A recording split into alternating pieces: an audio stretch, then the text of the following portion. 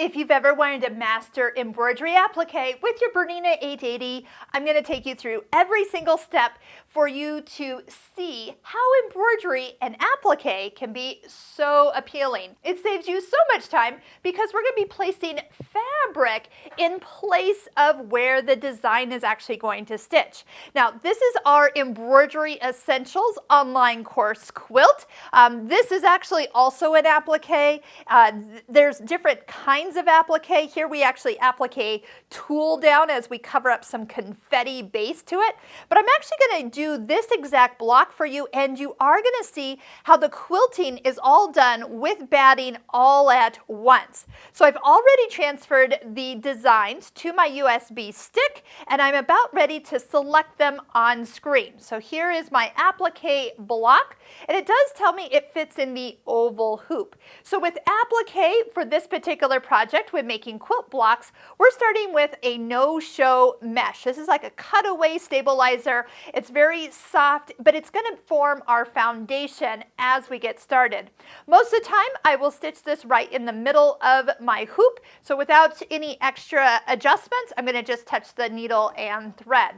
So I'm waiting till I'm told to put the hoop on and go ahead and attach it so it recognizes the hoop. Once it recognizes that your hoop is on, it will tell you it's about ready to move, so touch the green check mark, and you're brought to the steps that will be taken. Now, this will look a little bit different because the first couple steps have nothing to do with the applique, but I'm going to show you a sneak peek into our Embroidery Essentials online course of how we create these blocks with batting and quilting, and then go ahead and stitch our technique on top. Now that quilt I was showing you, we actually do a total of 15 different embroidery techniques. You'll find that it's not about the finished project, but it's about the doing. The actual act of running your embroidery machine over and over and over to create all these different types of blocks, which is fun. But it's really all about the repetition that you're going to be taking when you do this project. And that's why people say this is the best class that they've ever taken and have learned their machine inside and out in the shortest amount of time. So yes, we have all the step-by-step directions, but I'm going to just walk you through where we start. We're going to just start by touching the green button. And yes, it's reminding me that I do need to actually thread my bobbin case for the embroidery setting because this is my first thing I've embroidered today, so that does come up.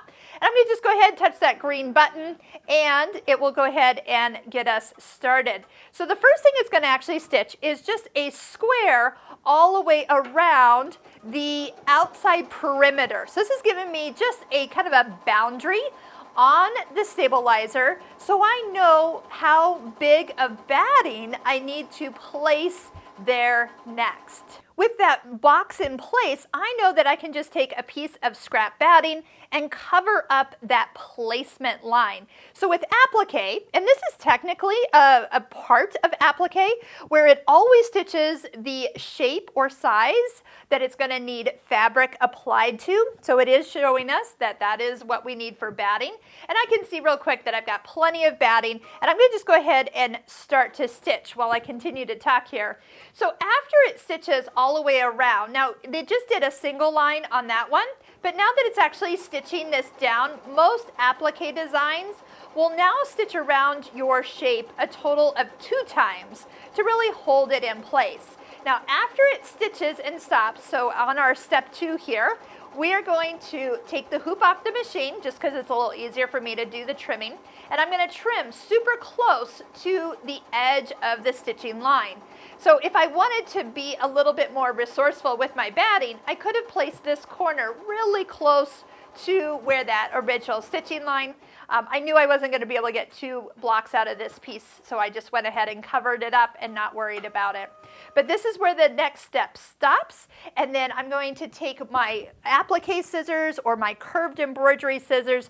I'll just give you a little bit of a tip here. Take those curved scissors and just snip all the way around. This is not as crucial, but you can just see why I do take the hoop off, because then I can get a little bit closer to that top edge. It's not like I'm having to do gymnastics to trim this, but I'm lifting up the fabric, and then cutting with my scissors. After putting the hoop back on the machine, lay your fabric with a little bit of extra extension all the way around, because that's going to be part of our seam allowance, and lay that in place. I'm going to just leave this green thread in because this is really just a stitching line for later.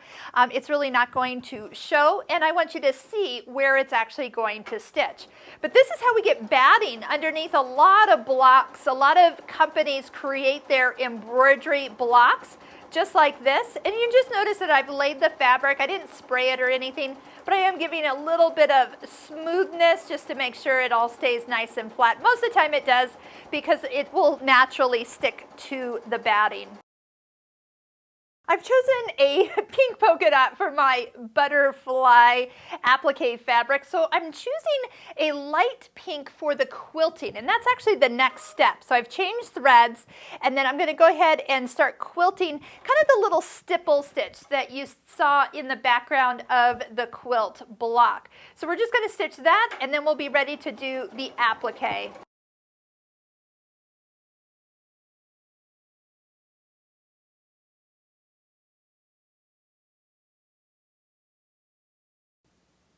You can just about see where the butterfly applique fabric needs to be placed. But remember, I said the machine will always stitch a placement line before you put your fabric down. So don't jump the gun on embroidery applique designs. Go ahead and make sure you double check your directions, and make sure you stitch placement lines before you just go, oh yes, that's where it needs to be. Otherwise, you're one step ahead. So again, this is just going to be a single line, and this is going to also help you know, did I place a large enough piece of fabric to cover that area up? And if you're trying to position a certain part of your fabric to land in a certain place, kind of like a fussy placement with a particular pattern, then this would be something where you know that it will work. So yes, I do have just kind of a large piece of fabric I've pulled out, and I've already cut some things out of it. So really what I can do is easily just find where I can position this enough to make sure I've covered up all the edges where that butterfly will stitch. After it stitches this next step, we're going to trim all the way around the design.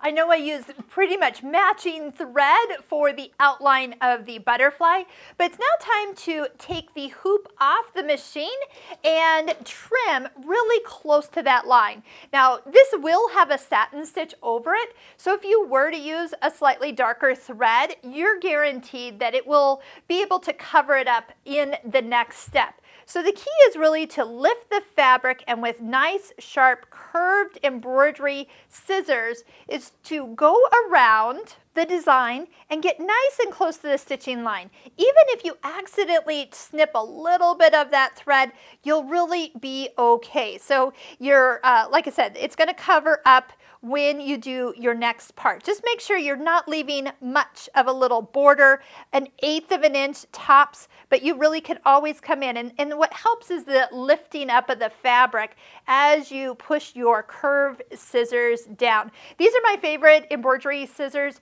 They have nice big holes here, and they are very sharp right to the ends. They can actually be a little dangerous. I'll take sharp points any time when it makes trimming so much easier. So just go ahead. You notice that I'm using a flat surface that will assist when you are trimming. Usually not as easy to do in your lap, but if you have a table you can set your hoop on, you can get around all these little crevices really easy. Next step, we're going to satin stitch all the way around all the outside edge, plus start to add the details and the body at the end.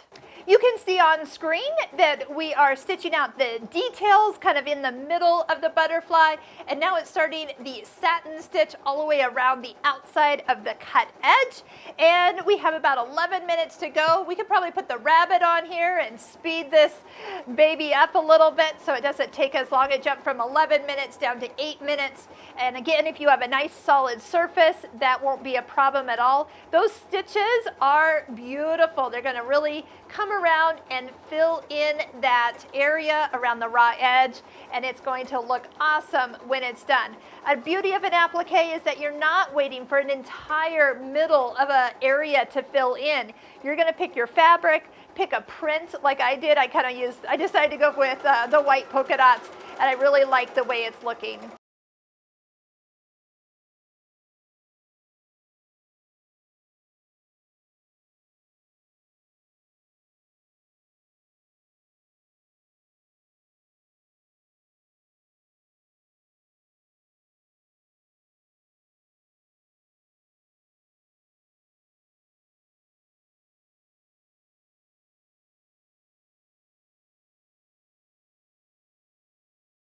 As you can see, applique is a very fast way to get embroidery creations in all different colorways. If you've learned something or been inspired by this video, make sure you give it a thumbs up and subscribe to our YouTube channel. And if that Embroidery Essentials online course looks like something that you need to do, click on the links below for all the details.